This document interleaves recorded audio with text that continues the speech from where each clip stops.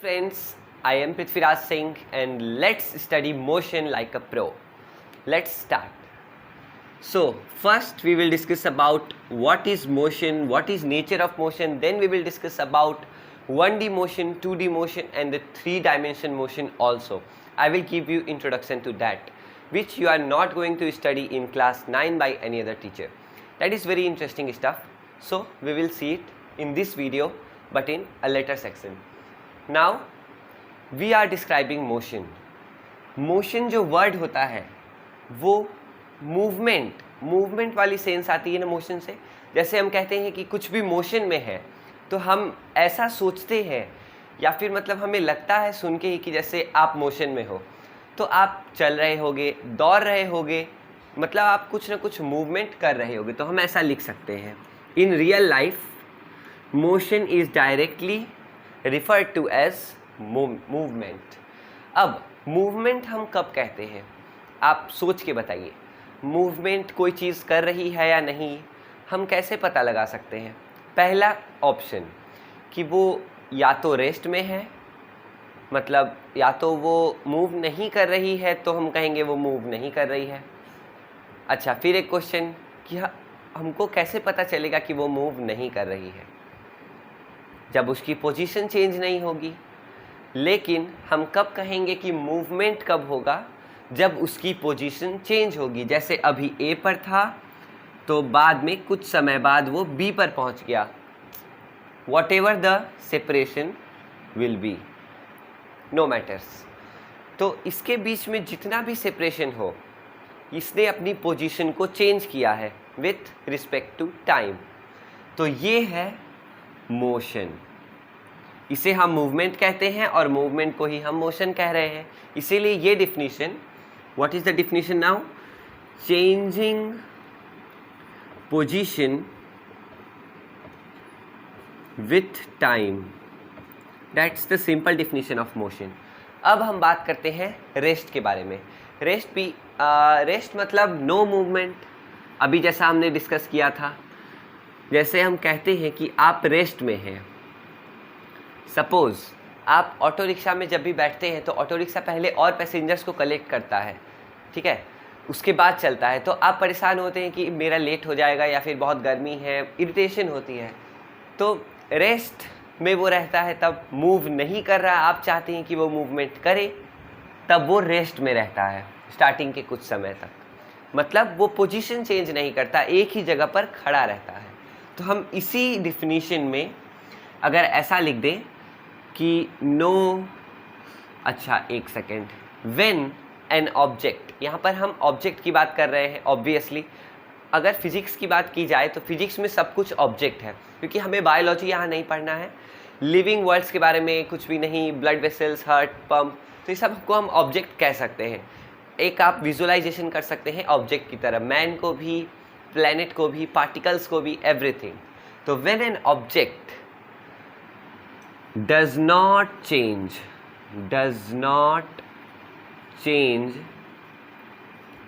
its position with time. Okay, when an object does not change its position with time is known as rest. हमने इसके definition को भी ध्यान से देखा। अब हम आगे बढ़ेंगे, देखेंगे कि मोशन एब्सोल्यूट होता है या रिलेटिव होता है। इसका मतलब अब समझ में आएगा। तो इसको थोड़ा सा वाइप करना पड़ेगा क्योंकि ये बहुत ही इम्पॉर्टेंट कॉन्सेप्ट है। वैसे आप ये सभी जानते ही होंगे, लेकिन कभी कभी होता है ना, हम जानते हुए भी इस तरह, जब तक रिचर्ड फेनमैन कहते हैं कि कोई भी चीज़ को लर्न करने का सबसे अच्छा तरीका होता है उसे आप टीच करें, उसे दूसरे के साथ डिस्कस करें। तो चलिए अब डिस्कस करते हैं। First point is relative, second point is absolute. एक आइडिया आया ये लिखते वक्त मेरे माइंड में कि आई थिंक रेस्ट तो होता ही नहीं है, ठीक है। जैसे या तो होगा मोशन या तो होगा नो मोशन, ठीक है। जब मोशन नहीं होगा उसको हम एक वर्ड में बताने के लिए हमने रेस्ट वर्ड को कॉइन किया होगा। आई थिंक अगर आपको भी ऐसा लगता है तो कमेंट सेक्शन में ज़रूर बताइएगा। अब पहला पॉइंट है रिलेटिव, सेकंड पॉइंट है एब्सोल्यूट। तो एब्सोल्यूट मतलब इंडिपेंडेंट। इंडिपेंडेंट मतलब इसको किसी भी चीज़ से कोई फ़र्क नहीं पड़ेगा। जैसे आप अगर मुझे देख रहे हैं तो मुझे ये बात नहीं पता है कि आप ही मुझे देख रहे हैं। तो अभी वीडियो बनाते वक्त जैसे कोचिंग में अगर सर पढ़ाते हैं या फिर कोई फ्रेंड आपसे डिस्कस करता है तो उसको पता है कि वो किससे डिस्कस कर रहा है, पर यहाँ we are unknown to each other, so we are independent to each other. आपका कोई इन्फ्लुएंस यहाँ तक नहीं आने वाला है। एब्सोल्यूट जैसे ये वीडियो, सपोज़ ये वीडियो अगर मैं अपलोड करता हूँ तो ये वीडियो अपलोड ही रहेगा जब तक मैं डिलीट ना करूँ, ठीक है। चाहे बहुत सारे क्रिएटर्स अलग अलग वीडियो अपलोड करें, लेकिन ये वीडियो यूट्यूब पर रहेगा, ऑलवेज रिमेन देयर। तो दिस इज़ एब्सोल्यूट। अलग अलग टर्म्स में समझेंगे तो हम अलग अलग सिचुएशंस को भी समझ पाएंगे और वहाँ पर ये वर्ड को यूज़ कर पाएंगे, ठीक है। तो साइंस में और अभी मोशन में इसका क्या वैल्यू है हम अभी जानते हैं। जैसे एब्सोल्यूट कहने का मतलब है कि आप ओके, ठीक, आप दौड़ रहे हैं, क्लियर, ओके, आप दौड़ रहे हैं इस डायरेक्शन में 5 मीटर पर सेकेंड, सपोज बहुत अच्छी स्पीड है, 5 मीटर पर सेकेंड के स्पीड में आप इस डायरेक्शन में दौड़ रहे हैं। अब आपको अकेले दौड़ना पसंद नहीं है, आपने एक और अपने फ्रेंड को अपने साथ ले लिया और वो जो आपका फ्रेंड है वो भी 5 मीटर पर सेकेंड से इस डायरेक्शन में आगे बढ़ रहा है, क्लियर। अब विजुअलाइज कर लिया। अब देखिए कि आपका फ्रेंड और आप एक साथ दौड़ रहे हैं, तो क्या आपके रिस्पेक्ट में उसका पोजीशन या फिर उसके रिस्पेक्ट में आपका पोजीशन चेंज हो रहा है कि नहीं हो रहा? सोचिए, बिल्कुल नहीं हो रहा। क्योंकि देखिए, सपोज़ मेरा ये मार्कर आप हैं और ये आपका फ्रेंड है, तो अगर मैं इन दोनों को साथ में इधर लेके जाऊं तो मैं एज्यूम कर सकता हूं कि इन दोनों के बीच का डिस्टेंस कभी भी चेंज नहीं हो रहा। यहाँ भी 5 मीटर था हर एंगल से, यहाँ भी हर एंगल से सेम ही डिस्टेंस, यहाँ भी सेम डिस्टेंस। तो ये आपस में रेस्ट में है, और रेस्ट का मतलब क्या होता है? नो मोशन, मतलब आपस में ये लोग मोशन नहीं कर रहे हैं। बट एक आपका आलसी फ्रेंड है, वो बोला कि मैं दौड़ तो नहीं पाऊंगा आपके साथ, तो लेकिन मैं वहाँ पर बेंच पे बैठ के आपको देखूंगा। तो जब आप दौड़ रहे हैं, वो बेंच पे यहाँ बैठा हुआ है, आप दौड़ रहे हैं, आप उसको क्रॉस कर रहे हैं, फिर वापस आ रहे हैं, फिर जा रहे हैं। तो ये जो हो रही है आपका पोजीशन, इसके रिस्पेक्ट में पहले आप यहाँ पर थे, अब यहाँ आ गए, फिर यहाँ आ गए, फिर यहाँ आ गए। तो डिस्टेंस आप दोनों के बीच में भी चेंज हो रही है और आप लगातार मोशन कर रहे हैं।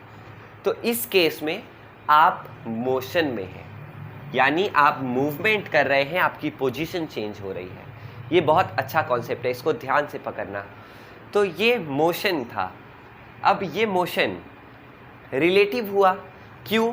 क्योंकि आप अपने जो आपके साथ दौड़ रहा है उसके केस में तो आप रेस्ट में हैं। अब एक ही आदमी एक ही समय पर या तो मोशन में होगा या तो रेस्ट में होगा, अगर एब्सोल्यूट की बात की जाए। बिल्कुल सही कह रहा हूँ ना, आप सोच के देखिए। लेकिन यहाँ तो ऐसा नहीं है, वो आदमी एक ही समय पर रेस्ट में भी है और एक ही समय पर मोशन में भी है। अब यहाँ पे एक कॉन्सेप्ट आता है frame of reference. Frame of reference ये एक सीक्रेट टॉपिक है, मतलब आपके क्लास के लिए ये बहुत ही क्लियर कर देगा आपके कॉन्सेप्ट को। फ्रेम ऑफ रेफरेंस, यहाँ पर आप एक फ्रेम से देख रहे थे। कौन से फ्रेम से? अपने फ्रेंड के फ्रेम से, जो आपके साथ दौड़ रहा है। तो फ्रेम के साथ ही आप मूव कर रहे हैं, ठीक है, आपका पोजीशन चेंज नहीं कर रहा। लेकिन आपका फ्रेंड जो बैठा हुआ है वो उस फ्रेम से अगर मैं देखूं तो आप मोशन में है ना। देखिए, आप यहाँ थे, फिर ऐसे गए, तो मैं आपको देख रहा हूँ। तो ये फ्रेम ऑफ रेफरेंस पर डिपेंड करता है। व्हाट? क्या मैंने कहा? Motion depends on frame of reference. और फ्रेम ऑफ रेफरेंस क्या है? जहाँ से, जिस सिचुएशन से आप देख रहे हैं, एक फ्रेम बना लिया और वहाँ से आप ऑब्जर्व कर रहे हैं किसी को भी, किसी भी ऑब्जेक्ट को, तो वो होता है आपका वो फ्रेम ऑफ रेफरेंस। ये बहुत ही इम्पॉर्टेंट था। अब ये हमने देख लिया, रिलेटिव देख लिया। रिलेटिव मतलब कि एक आदमी के रिस्पेक्ट में आप कुछ और कर सकते हैं, दूसरे आदमी के रिस्पेक्ट में आप कुछ और कर सकते हैं। लेकिन एब्सोल्यूट में क्या होता है? एब्सोल्यूट मतलब कि आप वो कर रहे हैं, मतलब वही कर रहे हैं। अब कोई भी आपको देखे किसी भी फ्रेम से, उससे कोई फर्क नहीं पड़ता, आप वही करेंगे। लेकिन मोशन रिलेटिव होता है। ये आशा करता हूँ आप अच्छे से समझ गए होंगे। और फिर भी कोई क्वेरी रह गई हो तो कमेंट बॉक्स में ज़रूर बताइएगा। अब जल्दी से हम लोग आगे बढ़ते हैं। अब फिजिकल क्वांटिटी, ये बहुत ही मेन टॉपिक है। फिजिकल क्वांटिटी का जो 2 प्रकार होते हैं, जो आप 8th क्लास से पढ़ते आ रहे होंगे, स्केलर, वेक्टर, आज आपको उसका एक नया पर्सपेक्टिव मिलेगा। सो बी एक्साइटेड ऑलवेज, क्योंकि एक्साइटमेंट के बिना लर्निंग अच्छी नहीं लगती, मतलब थोड़ी बोरिंग हो जाती है। अब स्टार्ट करते हैं। फिजिकल क्वांटिटी यानी P Q, P quantity, okay, काफ़ी है शॉर्ट में। पहला है स्केलर, दूसरा है वेक्टर। सबसे पहले मैं आपको बताना चाहूँगा कि फिजिकल क्वांटिटी क्या होती है। तो फिजिकल क्वांटिटी हम लोग साथ में सोचते हैं, क्योंकि आप खुद से जब सोचते हैं तो आपका ब्रेन इन्हेंस होता है, जो कि सबसे इम्पॉर्टेंट चीज़ है। नहीं तो आपको हमेशा किसी न किसी पर डिपेंडेंट रहना पड़ेगा पढ़ा देने के लिए, या फिर सर हो आपके, या फिर कोई भी हो। तो हम लोग खुद से सोचते हैं। Okay, so physical quantity, physical quantity का अगर मैं आपको एग्जांपल दूं तो आप अच्छे से समझ पाएंगे। पहले एग्जांपल देते हैं, फिर हम लोग साथ में सोचेंगे। फिजिकल क्वांटिटी का example, mass, make sense, length, okay, time, very nice. अब ये थोड़ा सा क्लियर हो रहा है, थोड़ी सी लाइट चली गई है, बट नॉट सॉरी। ओके, अब स्टार्ट करते हैं। तो मास, व्हाट इज मास? मास तो वो है जो हम मेजर कर सकते हैं, एम आई करेक्ट? अब length, what is length? Length भी वही है जो हम मेजर कर सकते हैं। अब दूसरे पर्सपेक्टिव में मेजर करते हैं, जैसे हो गया आपका distance, radius, diameter, circumference, anything, breadth, height, ये सब तो आप लेंथ ही तो मेजर करते हैं इसमें। अब टाइम, टाइम क्या है? टाइम भी एक जो है वो आप मेजर कर सकते हैं, सेकेंड्स में, आवर्स में, एनीथिंग। तो ये सब वही है जो आप मेजर कर सकते हैं किसी भी ऑब्जेक्ट का। फिजिकल प्रॉपर्टी कह सकते हैं हम इसे। क्लियर? ठीक, आपने पढ़ा होगा फिजिकल प्रॉपर्टी और केमिकल प्रॉपर्टी। केमिकल प्रॉपर्टी मतलब कोई एक सब्सटेंस ले लिया, उसके अंदर कंस्टिट्यूएंट एटम्स में जा करके आप उसके प्रॉपर्टीज को ऑब्जर्व कर रहे हैं, तो वो होता है chemical properties. Okay, chemical properties clear? But ये करने के लिए आपको बहुत ही अंदर तक जाना पड़ा। लेकिन अगर दूर ही कोई सामान आपको दिख जाए और वो देख के आपको अगर बताना हो कि उसकी प्रॉपर्टीज क्या है, तो जो भी आप बता सकते हैं वो उसके फिजिकल प्रॉपर्टीज होंगे। फिजिकल, और बहुत हद तक फिजिक्स में हम फिजिकल प्रॉपर्टीज की बात करते हैं। फिजिकल प्रॉपर्टी जैसे ये मोशन हो गया, है ना? तो फिजिकल प्रॉपर्टी जैसे उसका कलर, शेप, साइज, लेंथ, मास, वेट, ये सब जो है ये फिजिकल प्रॉपर्टी आप देख के बता सकते हैं। अब जो आप मेजर कर सकते हैं, ठीक है, ये वाला लाइन आप हो सके तो नोट लगा के लिख भी सकते हैं। जो भी आप मेजर कर सकते हैं फिजिकल प्रॉपर्टीज में से, ठीक है, वो होती है physical quantity. That's the simple definition. अब चलते हैं पहले टाइप पर, यानी स्केलर। तो this scalar means scale. Scalar से थोड़ी सी स्केल की सेंस आ रही है ना? Am I correct? If I am not wrong, scale, scale मतलब मेजर करना, है ना? स्केल से मेजर, हम लोग स्केल से मेजरिंग करते हैं, तो इससे थोड़ी सी मेजर वाली सेंस आती है। तो जिस भी क्वांटिटी को आप सिंपली ऐड कर सकते हैं, जैसे मास, आपका मास मेरा मास में ऐड कर सकता हूँ, नो प्रॉब्लम। अगर मुझे रिजल्टेंट या फिर सम ऑफ मासेस निकालना हो, अगर मुझे डिफरेंस ऑफ मासेस निकालना हो, तो मैं आपके मास को अपने मास को माइनस कर सकता हूँ, या फिर वेट को। तो इन सभी चीज़ों को हम जोड़ घटा सकते हैं, मल्टीप्लाई कर सकते हैं, डिवाइड कर सकते हैं। तो ये सभी बहुत ही बेसिक ऑपरेशंस ऑफ अलजेब्रा पर काम करते हैं। ठीक है, प्लस कर सकते हो, माइनस कर सकते हो, डिवाइड कर सकते हो, मल्टीप्लाई कर सकते हो, ये सब आप इसको कर सकते हो। तो इसका कुछ एग्जाम्पल ले लिया जाए, जैसे स्केलर का एग्जाम्पल हो गया। इसको स्केलर कर देते हैं, स्केल तो आप समझ गए। तो यहाँ पर हो जाएगा मास, बहुत गर्मी भी है आज, लेंथ, और हो गया आपका टाइम। ये 3 और भी होते हैं, ठीक है, बहुत सारे होते हैं। Physical quantities are very much. तो आपने पढ़ा भी होगा, मास लेंथ टाइम, एक बेसिक आइडिया देने के लिए मैंने आपको बताया। ये आप मेजर करके इसको ऑपरेशंस, मतलब प्लस माइनस मल्टीप्लाई डिवाइड सब कर सकते हैं। थैंक गॉड लाइट आ गई। अब let's start. Mass length time आपका क्लियर है। अब वेक्टर की बात करते हैं। अच्छा, एक बात और, आप उसको ऐड कर सकते हैं। तो आप ऐड किस चीज़ को करते हैं? मास आपको पता होगा, हम केजी में लिखते हैं, तो मैं लिखता हूँ आपका मास 48, मेरा मास 48, ठीक है। मेरा 48 नहीं है, हो सकता है आपका भी 48 ना हो, तो ऐसे ही मैंने लिख दिया। तो 48 केजी, क्लियर। हम ऐसे लिखते हैं, जैसा मैंने आपको बताया कि हम इसे ऐड कर सकते हैं, तो अब हम इसे ऐड करेंगे। तो 8 8 16 कैरी 1 4 4 8 प्लस 1 9 96 केजी। हमने क्या ऐड किया? ये केजी प्लस केजी करते तो 2 केजी आ जाता, पर 2 केजी नहीं आया, यानी हमने यूनिट को ऐड नहीं किया। इस बात को नोट करना है, मतलब लिखना नहीं है, मतलब इसको बस क्या मतलब देख लेना है। यूनिट को हमने ऐड नहीं किया, ये बहुत ही इंपॉर्टेंट बात है।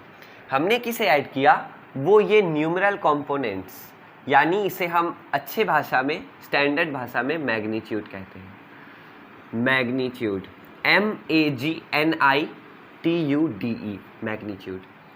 तो ये मैग्नीट्यूड को हम ऐड सब्ट्रैक्ट जो भी करना रहता है हम करते हैं। और जहाँ तक मुझे दिख रहा है, आपको भी दिखना चाहिए, देखिए कि ये यहाँ तो सिर्फ मैग्नीट्यूड ही है।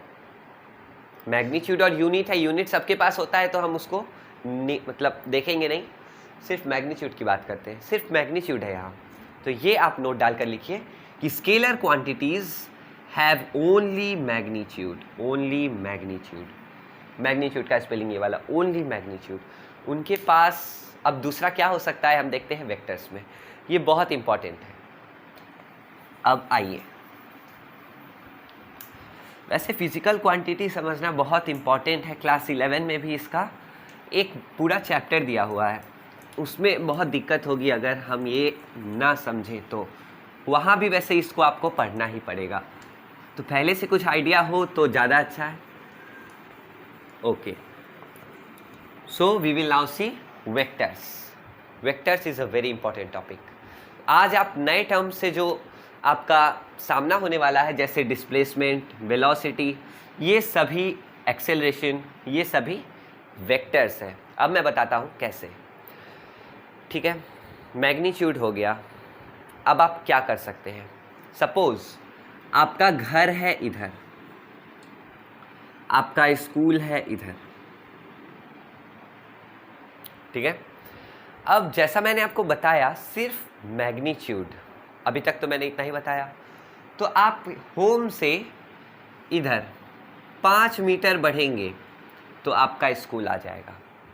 इमेजिन कीजिए, ओके, 5 मीटर इस डायरेक्शन में जाएंगे तो आपका स्कूल आ जाएगा।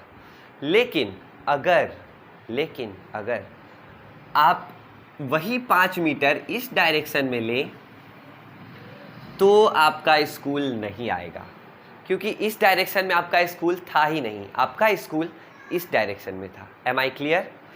तो यहाँ पर क्या हो रहा है, क्या हमने गलती कर दी? मैग्नीट्यूड लेना था, मैग्नीट्यूड तो ले लिया, अब क्या करें, और क्या कर सकते हैं, है कि नहीं? ठीक है, तो यहाँ पर हम क्या करेंगे, ये डायरेक्शन की गलती हुई है। यहाँ पर क्या गलती की है हमने, डायरेक्शन की। ओ वाओ, कितना स्टाइल से मैं लिख रहा हूँ, डायरेक्शन सही है, ठीक है, डायरेक्शन की गलती की है। अगर उसे हम कंसीडर करते तो हमें पता चलता कि इस डायरेक्शन में नहीं, इस डायरेक्शन में स्कूल है। क्लियर? तो अब हमें पता चला कि किसी भी क्वांटिटी के पास मैग्नीट्यूड क्या क्या हो सकता है, पॉसिबल क्या है, मैग्नीट्यूड, डायरेक्शन, ये दो चीज़ पॉसिबल है, जिसमें से स्केलर के पास सिर्फ और सिर्फ ओनली मैग्नीट्यूड होता था, और वेक्टर के पास ये जो हमने गलती की, मैग्नीट्यूड प्लस डायरेक्शन दोनों होता है। ये बहुत ही कमाल की बात है। और एक बात मैं आपको बताना चाहता हूँ, ये जो मैंने लिखा है वो शॉर्ट फॉर्म्स है। क्लियर? अब एक्सेलरेशन को लेते हैं, एक्सेलरेशन को हम ए लिखते हैं, और मैग्नीट्यूड हो गया, ए तो मैग्नीट्यूड है, क्योंकि बाकी किसी भी आप स्केलर में भी लिखेंगे तो आप एक जो भी उसका सिंबल रहता है आप उसका सिंबल लिखते हैं। जैसे करंट होता है तो उसे हम आई लिखते हैं, आगे आप पढ़ेंगे क्लास 10th में, तो आई लिखते हैं करंट को। अब करंट जो है वो स्केलर क्वांटिटी है ना, तो इसलिए हम इसके ऐसे ही छोड़ देते हैं। ये जब खाली ऐसा लिखा हो कोई भी सिंबल तो वो सिर्फ मैग्नीट्यूड होता है। अब इसके ऊपर एक एरो लगाना है, तीर धनुष वाला, तो ये एरो लगाने के बाद क्या होगा, आप बता दिए कि इस एक्सेलरेशन के पास, मतलब इस सिंबल, इस क्वांटिटी के पास डायरेक्शन भी है, और आपने बता दिया कि ये क्वांटिटी वेक्टर है। आशा करता हूँ वेक्टर आप अच्छे से समझ गए होंगे। तो अब हम आगे बढ़ते हैं। वेक्टर में बस इतना ही। उसको ऐड सब्ट्रैक्ट करने के लिए बहुत सारे सेवरल रूल्स होते हैं, उनका नाम है ट्रायंगल लॉ, पॉलीगॉन लॉ और पैरेललोग्राम लॉ, और मल्टीप्लाई करने के लिए क्रॉस प्रोडक्ट, स्केलर प्रोडक्ट। देखिए स्केलर मैंने अभी आपको बताया, अगर आपको नहीं पता होगा तो 11th में दिक्कत कर सकता है। तो ये सब बहुत सारे डिफरेंट मीन्स हैं इनको ऑपरेट करने के, जो आपको अभी नहीं जानना है, और ये आपके काम की चीज़ भी नहीं है। अभी हम इसी के ऊपर अलग अलग इमेजिनेशंस करेंगे। काम की चीज़ नहीं है मतलब एग्जामिनेशन पॉइंट ऑफ व्यू से नहीं। हम देखो, अगर पढ़ाई का 2 सब्जेक्ट हो सकता है, सब्जेक्ट मतलब सब्जेक्ट नहीं, सब्जेक्ट मतलब पर्पस, ठीक है। पहला एक पर्पस अगर आप चुनते हैं जिसमें से, तो वो पर्पस क्लियरली किसी काम का नहीं रहता, और दूसरा पर्पस मिसाल बन जाता है। कैसे? पढ़ाई करने का पहला पर्पस होता है एग्ज़ाम में अच्छे मार्क्स लाना, किसी कॉम्पिटिटिव एग्ज़ाम को क्वालिफाई करना, एक अच्छी जॉब सिक्योर करना, या फिर कोई बिजनेस करना, या फिर कुछ करना, ठीक है। ये पहला पर्सपेक्टिव, एग्ज़ाम क्रैक करना। तो हम एग्ज़ामिनेशन पॉइंट ऑफ व्यू से पढ़ते हैं। तब हम कैसे पढ़ते हैं मुझे बताने की ज़रूरत नहीं है, हम तब से जैसे पढ़ रहे हैं वो एक बहुत इंटरेस्टिंग वे है। क्या गलती की हमने देखा, रिसर्च करते हुए पढ़ रहे हैं, एक फिजिसिस्ट की तरह। But examination point of view से हम पढ़ते हैं एक रट्टा होता है ना, मेमोराइजिंग, कि जो भी हो जाए एग्ज़ाम है तो इसको याद करना है, कैसे भी समझ में नहीं आ रहा है कोई बात नहीं, याद करना है। ऐसा नहीं करना, ठीक है। एक वीडियो देखोगे, अभी मैं और वीडियो डालूंगा, तो अगर आपको अच्छा लगेगा तो आप देख सकते हैं। ऐसा कोई ज़बरदस्ती नहीं है कि मेरा ही वीडियो आपको देखना है, ठीक है। और दूसरा जो पर्पस होता है वो होता है दूसरे की लाइफ में कुछ वैल्यूज़ ऐड करना, कुछ अच्छा करना ह्यूमैनिटी के लिए, वर्ल्ड के लिए। जैसे वर्ल्ड में बहुत सारे प्रॉब्लम्स हैं, जैसे पॉल्यूशन, नॉइज़ पॉल्यूशन, उन सब का सॉल्यूशन खोजना अपने इमेजिनेशन पर, इन बेसिक कॉन्सेप्ट्स को लेकर के, ये बहुत बड़ी बात है। और एक फिजिसिस्ट का यही काम होता है, I think, and I am aspiring to be a physicist, and now I am only a enthusiast in physics. So I am trying to solve the problems with these concepts and you should also try. तो ये second perspective को पकड़ना है। अगर आपने ये नहीं पकड़ा तो पढ़ने का कोई फ़ायदा नहीं, यानी आप जितने भी साल से पढ़ाई कर रहे हैं उसका कोई फ़ायदा नहीं, वो सब वेस्टेज ऑफ टाइम, सिंपल, ठीक है। तो सेकंड पर्सपेक्टिव को पकड़ो, सब बदल जाएगा। अब आगे बढ़ते हैं जल्दी से। वैसे टाइम कितना हो गया है देख लेना चाहिए। ओहो 25 मिनट्स। तो आज का ये सेशन यही ख़त्म होता है। फिजिकल क्वांटिटीज़ और बहुत ही अच्छी चीज़ों को हमने देखा। अब हम आगे बढ़ेंगे और अगले सेशन में मैं आपके लिए लाऊंगा मेन टॉपिक्स, और ये सब जो है वो बहुत जल्दी ख़त्म हो जाएंगे। मेन यही बेसिक था जो हमें समझना था। तो okay guys, this was the first video. Bye.